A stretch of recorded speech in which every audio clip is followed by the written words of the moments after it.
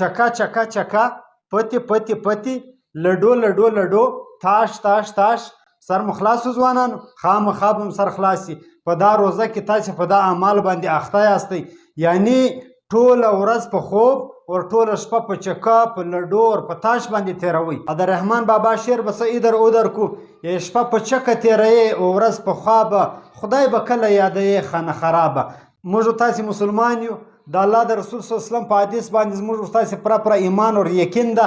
د الله رسول صلی الله علیه وسلم فرمایي په جنت کې به د جنتي بل یو ارمان هم نه وي، یو به ارمان لري چې افسوس ما په دنیا کې وخت عبس مه وای ضایع کړی، په چکو په تماشو په لډو او په پتو باندې زما شپې او ورځې مه وای تېرې سوي. نو دا د روزې میاشت الله رب العزت موږ تاسې ته راکړې ده، قیمتي میاشت ده.